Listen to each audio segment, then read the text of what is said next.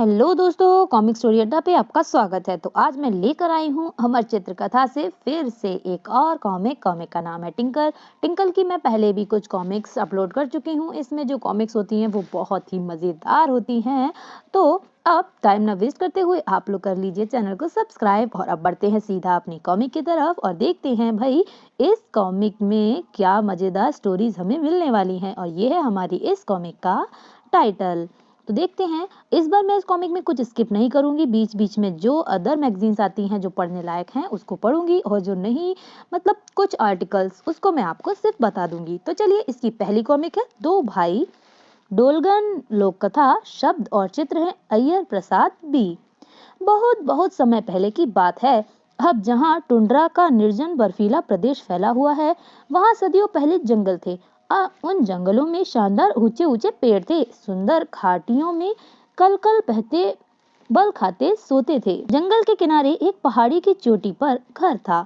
उस घर में कायल किही नाम का शिकारी और उसकी पत्नी रहते थे। वे अपने एकाकी जीवन से बेहद ऊब गए थे। इस पहाड़ी की चोटी पर रहते हुए हमें 20 साल हो गए। कितनी उबाऊ और नीरस है यहाँ की जिंदगी। ठीक कहती हो प्रिय, हमें पता लगाना चाहिए कि और लोग कहाँ रहते हैं। हम भी उनके साथ रहने की कोशिश करेंगे। अगले दिन कायल और किही यात्रा पर रवाना हो गए। मैं अपने साथ यह धनुष और 3 तीर लेकर जा रहा हूँ। हर साल मैं एक तीर छोड़ूंगा। जो यहाँ पहुँचेगा उससे तुम्हें पता रहेगा कि मैं जीवित हूँ। आखिरी तीर आने के बाद अगर पूरा 1 साल और गुजर जाए और मैं वापस ना लौटूं तो समझ लेना कि मैं इस दुनिया में नहीं हूँ और इस जगह को फौरन छोड़ देना। ओह कायल किही, तुम सही सलामत लौट आना। कायल किही पूर्व दिशा में चल पड़ा। महीनों चलने पर भी उसे कहीं भी मनुष्यों की बस्ती नजर नहीं आई। पर कायल किही ने अपनी खोज जारी रखी। कई घने जंगल और तेज बहाव वाले अनेक नदियां पार करने पर भी उसे कहीं कोई न मिला। जब 1 बरस बीता, यह तीर छोड़ता हूँ ताकि पत्नी आश्वस्त रहे कि मैं जीवित हूँ। कायल किही का तीर वायु गति से घाटियों, पहाड़ियों, जंगलों, चारागाहों को पार करता हुआ अपनी मंजिल पर आ पहुंचा। हे भगवान, शुक्र है कायल किही जीवित है। इस दौरान कायल किही ने अपनी खोज जारी रखी। यह मेरा आखिरी तीर है। अब 1 वर्ष के भीतर उसे घर लौटना था। कायल किही ने अपनी खोज जारी रखी। महीने बीत गए। अब घर लौट चलने का समय आ गया है। 1 साल और समाप्त होने वाला था कि अचानक, कहीं मैं सपना तो नहीं देख रहा हूँ। मैंने आदमी की ही हंसी सुनी है ना? पता लगाना चाहिए। शुक्र है भगवान, मैं अपनी खोज में सफल हो गया। आप कौन हैं? कहाँ से आए हैं? मैं हूँ कायल किही, एक पर्यटक। सालों से लोगों की तलाश में इस प्रदेश में भटक रहा हूँ। आपको देखकर मुझे बेहद खुशी हो रही है। मैं रूसलॉन हूँ। आइए घर में चलकर आराम कीजिए। बहुत थके हुए लग रहे हैं आप। शुक्रिया। जब कायल किही ने जलपान कर लिया, आइए अब कुछ बातचीत हो जाए। आप मुझे अपने बारे में विस्तार से बताइए। असल में बात ऐसी है कि और कायल किही ने अपनी पूरी साहस कथा सुनाई। अनोखी कहानी है आपकी। जी हाँ है तो, पर आप मुझे एक बात बताएंगे, आप इतने उदास क्यों हैं? मेरी भी एक दर्द भरी कहानी है। 30 साल पहले मेरा भाई खोया हुआ। यूं कि एक दिन मैं और मेरा छोटा भाई जंगल में बेर बीनने गए थे। मैं फुदकती हुई एक गिलहरी को की मनमोहक उछल को देखने में रम गया और मेरा भाई आगे निकल गया। कुछ देर बाद जब मैंने आसपास देखा तो वह मुझे कहीं दिखाई ही नहीं दिया। मैंने उसे बहुत ढूंढा पर उसका कोई पता नहीं चला। आज तक वह लापता है। शक्तिशाली योद्धा ऐसे हमारे पिता थे।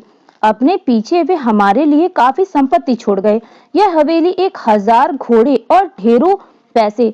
अब तक मैं अपने भाई की तलाश में लगा हुआ हूँ। थोड़ी देर तक चुप्पी छाई रही, पर फिर, अच्छा, मेरे ख्याल से अब मुझे सोना चाहिए। मैं कल ही घर को रवाना हो जाऊंगा क्योंकि 2 दिन बाद साल समाप्त हो जाएगा। मेरे भाई के बाएं हाथ पर जन्म से ही एक निशान था। यह आदमी भी थोड़ा सा जाना पहचाना सा लग रहा है। कहीं यह तो। कुछ देर बाद, सो गया, चलो अच्छा है। उसने कायल किही की आस्तीन ऊपर की। यह रहा वह निशान। मेरा भाई, सुनो जरा यहाँ आना। देखो, आखिर वह मिल ही गया। कौन मिल गया? क्या बात है? तुम्हारा देवर, मेरा भाई, देखो वह निशान। अरे वाह! अगले दिन, भैया मुझे अपनी पत्नी के पास वापस जाना चाहिए क्योंकि साल खत्म होने को है और वह बहुत चिंतित होगी। जरूर, उसे भी यहाँ ले आओ। मिलने के बाद सभी के चेहरे खिल उठे थे। इस घोड़े पर चढ़ जाओ, जादुई घोड़ा है, यह हवा की तरह अनथक, यह तुम्हें समय से पहले और सुरक्षित रूप से घर पहुंचा देगा। अपनी पत्नी के संग वापस आना, तुम दोनों हमारे साथ इस विशाल हवेली में ही रहोगे। कायलकिनी का घोड़ा द्रुत गति से उसके घर की ओर चल दिया। तो मैं घर पहुंच ही गया, वह रही मेरी पत्नी। कायलकिनी, तुम लौट आए? हाँ, मैं लौट आया। अब तुम जल्दी से मेरे पीछे बैठ जाओ, बहुत अच्छी खबर है। वापस लौटते समय कायलकिनी ने सारी बातें उसे बताईं। जल्दी ही वे हवेली लौट आए। तुम वापस आ गए? हाँ, अपनी पत्नी के साथ। बाद में कायलकिनी ने की पत्नी ने एक बात और बताई। मेरे पिता को जब कायलकिनी मिले थे तो उनके हाथ में यह धनुष था, जरा दिखाओ तो। हाँ, यह धनुष तो मेरे पिता शक्तिशाली योद्धा एस्ट्रियो का है। यही सबूत मेरे लिए काफी है। अब मैं जान गया हूँ कि कायलकिनी ही सचमुच मेरा भाई है।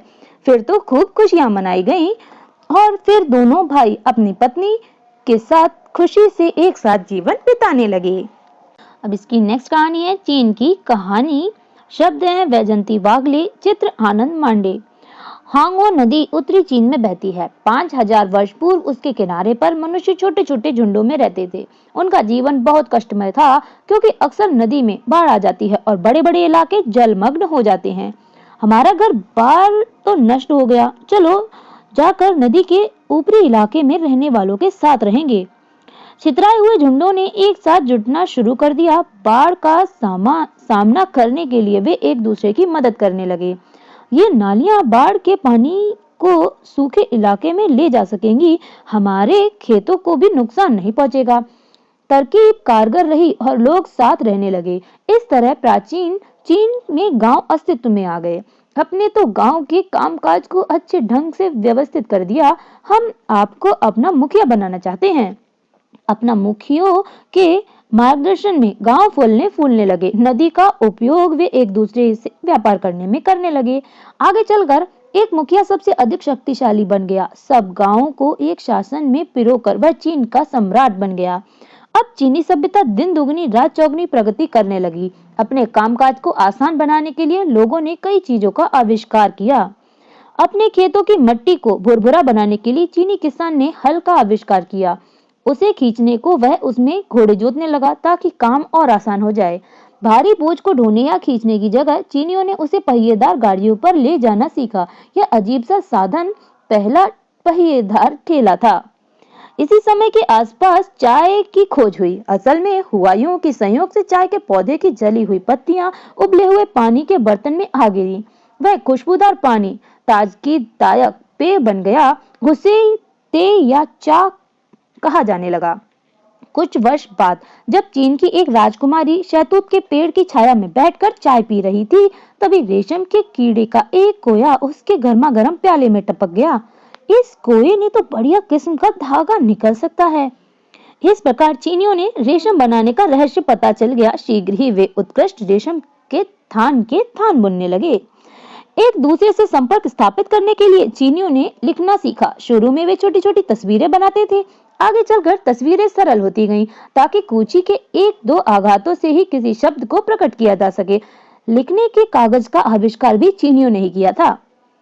हर पाठ के लिए एक ही चीज को अलग अलग लिखने में बड़ा समय और श्रम लगता था। उसे आसान बनाने के लिए किसी चीनी ने एक बार लकड़ी के एक टुकड़े पर शब्द कुरेद दी और उसमें स्याही भर दी।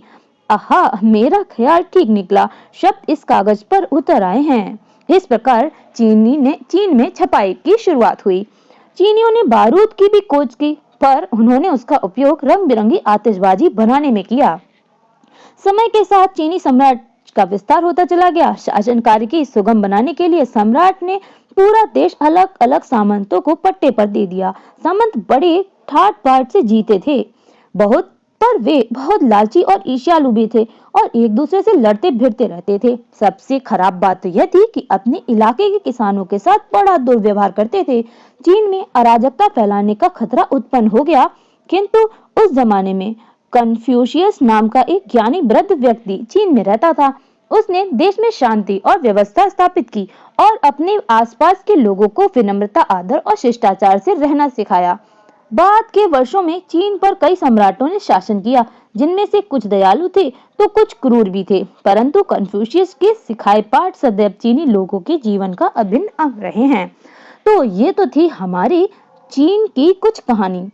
देश भले हमारा पड़ोसी है, लेकिन वहां से हम बहुत कुछ चीजें सीख सकते हैं। तो बढ़ते हैं नेक्स्ट कॉमिक की तरफ। नेक्स्ट कॉमिक है हमारी पाठकों की पसंद, जादुई खरगोश। बंबई से केदार कोडिकल की भेजी कहानी पर आधारित है। सोनू शहर जाकर तो पालतू खरगोश तो खरीद ला, ये ले पैसे। अच्छा मालिक, शहर का रास्ता बड़ा लंबा है, जल्दी चलना चाहिए। जब मैं शहर पहुंचा, झटपट हो चुका था और शीघ्र ही मुझे 2 पालतू खरगोश खरीदने हैं। अभी लो बेटा, ये लो, इतने पैसे में इतने बढ़िया खरगोश और कहीं नहीं मिलेंगे। शुक्रिया, पैसे लीजिए। ओह, अंधेरा हो गया है, आज रात इस विश्राम गृह में ही बितानी चाहिए। श्रीमान, मुझे रात भर के लिए एक कमरा चाहिए। मिल जाएगा बेटा, इसमें क्या है भला, पालतू खरगोश हैं। चलो इस लड़के से थोड़ी ठिठोली की जाए। ठीक है, अगली सुबह। बहुत बहुत शुक्रिया, अब मैं चलता हूँ। अपने खरगोश का ध्यान रखना जरूर। हे। चंद घंटे बाद, अरे सोनू लौट आए, लाए खरगोश? हाँ मालिक, ले आया। तुम्हारा दिमाग तो ठीक है, इन्हें तुम खरगोश कहते हो? अरे खरगोश नहीं है, फौरन वापस करके आओ, मुझे खरगोश चाहिए, समझे? खरगोश? जी मालिक, अभी जाता हूँ। जब सोनू शहर पहुंचा, है दुकान बंद है। ठीक है, पिछली बार वाले विश्राम गृह में ही ठहर जाता हूँ। आओ भाई आओ, वापस आ गए। खरगोश कैसे हैं? बड़ी मुसीबत हो गई सेठ जी, मैंने जो खरगोश खरीदे थे वे बिल्ली के बच्चे बन गए। क्या? क्यों मजाक कर रहे हो? देखिए, हे। चलो अब खुसर फुसर। बहुत अच्छे। अगले दिन, अच्छा अब मुझे दुकान पर जाना चाहिए, चलो इनके पीछे चलकर मजे देखें। हाँ चलो। दुकान पर। आप पालतू जानवर बेचते हैं या फालतू जानवर? क्यों, क्या हो गया? आपने मुझे खरगोश बेचे थे, पर वे तो बिल्ली के बच्चे बन गए। इन्हें वापस ले लीजिए और मुझे पैसे लौटा दीजिए। देखो तो, मुझे बेवकूफ बनाने चले हो? चलो भागो यहाँ से। पर हा। उन्होंने फिर से वहां खरगोश रख दिए। और अब आगे तो आगे है स्वयं कहो नकद पुरस्कार। ये कोई मैगजीन टाइप की है, इसीलिए इसमें ये कुछ पिछली कॉमिक से रिलेट करता हुआ होगा। कुछ आर्टिकल है, क्या तुम जानते हो? आलेख शोभा राव का और चित्र है चंद्रकांत राणे का। जयपुर के महाराज सवाई जयसिंह द्वितीय भारत में वेधशाला बनाने वाले पहले व्यक्ति थे और संसार में वे ही मात्र व्यक्ति थे जिन्होंने 5 वेधशालाएं बनवाई। दिल्ली, जयपुर, उज्जैन, वाराणसी और मथुरा में। उज्जैन और वाराणसी की वेधशालाएं अब खंडर बन चुकी हैं।